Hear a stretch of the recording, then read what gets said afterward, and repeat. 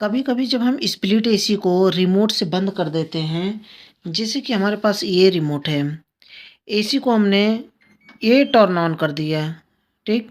अभी ये हमारा कंप्रेसर और outdoor fan motor, indoor blower सब चल रहा है। अब हम क्या करेंगे, एसी को इस तरह से ये हमने बंद कर दिया।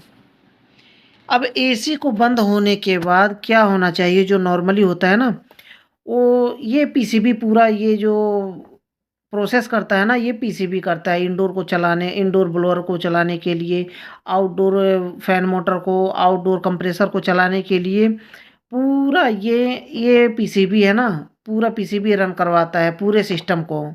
तो ये कभी-कभी ऐसा होता है कि रिमोट से हम बंद कर देते हैं, उसके बाद भी कंप्रेसर चलता रहता है, जो कि मैं बार-बार रिले की बात करता हूँ ना कि रिले, इससे पहले मैं प्रैक्टिकल वीडियो बना रखा हूँ कि रिले ख़राब होता है, रिले का पॉइंट स्टक हो जाता है, जिसकी वजह से क्या होता है, कंप्रेसर लगातार चलता रहता है। इंडोर को बंद कर देते हैं, फिर भी आउटडोर हमारा चलता रहता है। तो इसके लिए जो है ना, ये ख़राब कहाँ से होता है, मैं कंप्लीट पीसीबी के बारे में बताऊँगा, एक-एक स्पेयर पार्ट जिसमें लगा हुआ है।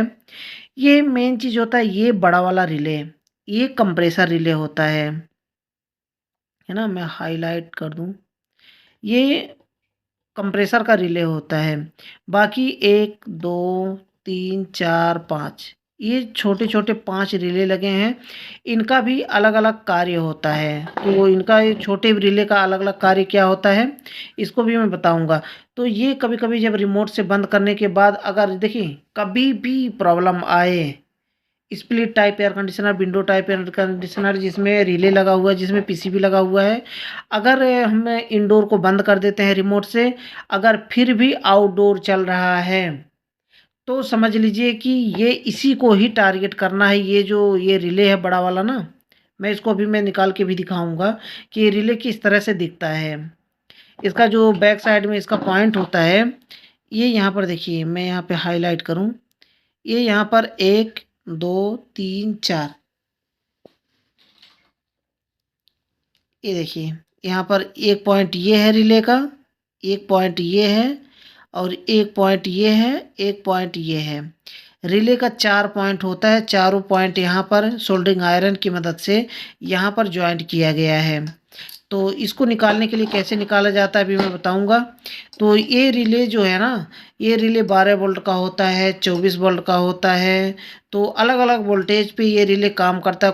कुछ रिले 8 वोल्ट पे काम करते हैं, कुछ 6 वोल्ट पे काम करते हैं। तो ये रिले का अलग-अलग जो है ना वोल्ट होता है, जो कि डीसी करंट में है, ये 12 वोल्ट का रिले है। तो अगर कभी भी ऐसा होता है कि रिमोट से एसी को बंद कर दिया जाए, फिर भी आउटडोर चल रहा है, अब पहचानेंगे कैसे? कुछ लोग तो छत पे नहीं जाते हैं, आउटडोर के पास कुछ लोग तो नहीं जाते हैं।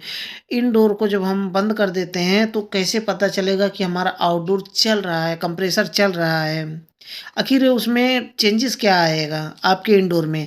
तो चेंजेस ये आएगा, मैं आपको बता दूँ कि जब हम इंडोर को बंद कर देंगे, तो उसके बाद भी उसमें रेफ्रिजरेंट का साउंड आएगा। जो रेफ्रिजरेंट आउटडोर से इंडोर में आ रहा है, इंडोर से आउटडोर में जा रहा है, तो उसमें से एक साउंड आएगा। इंडोर तो बंद हो गया है, कोई भी ब्लोअर का साउंड नहीं आएगा, हवा का साउंड नहीं आएगा, लेकिन रेफ्रिजरेंट का इस तरह से करके साउंड आएगा उसमें से।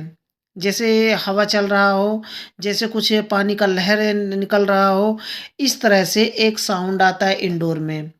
तो सिंपल सा पहचान सकते हैं कि हाँ, इंडोर हमारा जो है बंद है, लेकिन आउटडोर फिर भी कंप्रेसर चल रहा है। रेफ्रिजरेंट का साउंड इसी तरह से आता है। अब ये रिले किस तरह से दिखता है, क्योंकि इसमें तो जॉइंट है। अब आप देख नहीं सकते कि किस तरह से दिख रहा है रिले, यहाँ पर नहीं दिख रहा है, तो मैं आपको दिखा देता हूँ। ये रिले में 2 पॉइंट होता है, जैसा कि ये हमारे पास ये रिले है। यही सेम रिले यहाँ पर लगा हुआ है, मैं हाइलाइट कर दूँ और यहाँ पर मैं वोल्टेज भी आपको दिखाता हूँ।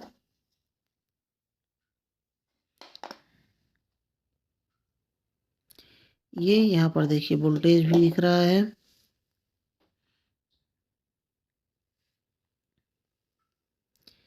ये तिरछा करो कैमरा ताकि दिखाई दे अच्छे से।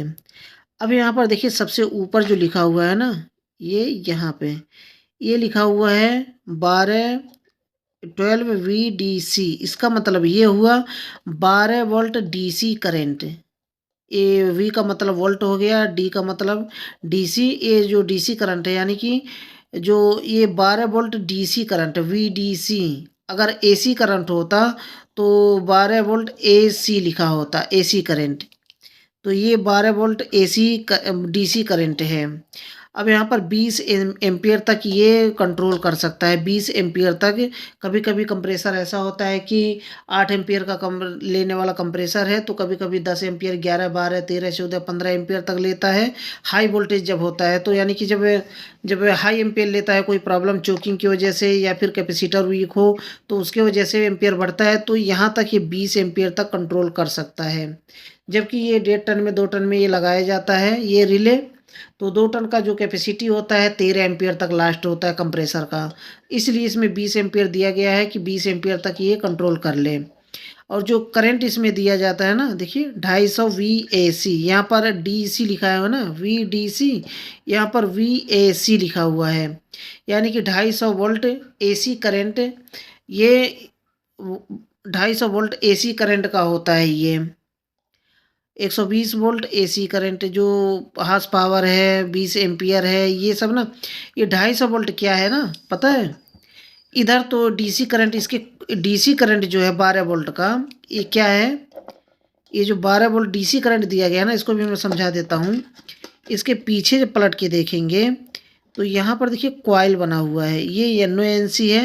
NONC का मतलब ये वाला पॉइंट एक बार कट होता है, एक बार ये जुड़ जाता है, एक बार कट होता है, एक बार जुड़ जाता है। यानी कि जब कंप्रेसर में सप्लाई जाता है तो पॉइंट जुड़ जाता है, तो कंप्रेसर को सप्लाई जाने लगता है। और जब जब कूलिंग कंप्लीट हो जाता है तो यहाँ पर सप्लाई कट जाता है, तो इसी का नाम होता है ये NONC जो होता है ना।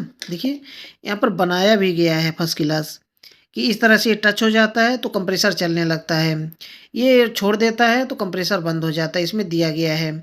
तो NONC का ये तीसरा और चौथा पॉइंट ये वाला है।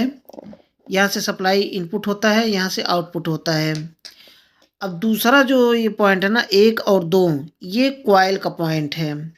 यानी कि इसके अंदर, ये रिले के अंदर एक कॉइल, एक मैग्नेटिक कॉइल दिया गया है, जो कि क्या करता है कि इन दोनों पॉइंट को एक साथ में शार्ट करता है। यहाँ पर इनपुट करंट होता है, यहाँ पर आउटपुट करंट होता है कंप्रेसर के लिए। तो ये कॉइल जब है ना, 12 वोल्ट की सप्लाई यहाँ और यहाँ दी जाती है, तो ये क्या होता है, इसमें मैग्नेट बनाता है।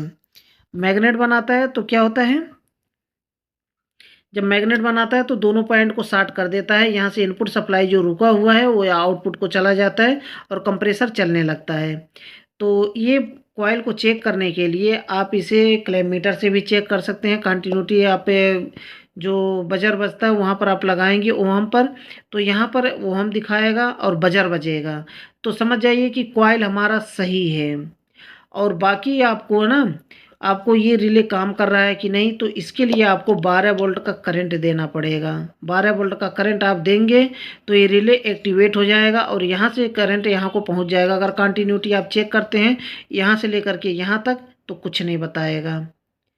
यहाँ से लेकर के यहाँ तक कंटिन्यूटी चेक करते हैं, कुछ नहीं बताएगा। जबकि यहाँ पर बताएगा, कॉइल वाला पॉइंट है ना, यहाँ पर बताएगा। तो यहाँ पर इसे हम 12 वोल्ट का करंट जब देंगे, ये रिले में 12 वोल्ट का करंट देंगे, तो यहाँ पर, यहाँ से यहाँ को आप चेक करेंगे तो कंटिन्यूटी बताने लगा। क्योंकि ये NONC वाला जो है ना पॉइंट, ये शॉर्ट हो चुका है, तो यहाँ पर सप्लाई निकलेगा आउटपुट, तो यहाँ पर कंटिन्यूटी बजर बजेगा। तो ये रिले है ना, इसमें देखिए 4 पॉइंट होते हैं, 1 2 3 4। अब यहाँ पर कन्फ्यूजन ये है कि ये वाला रिले इस तरह से लगेगा या फिर इस तरह से लगेगा या फिर इस तरह से लगेगा। कैसे लगेगा मैं पलट करके दिखा दूं।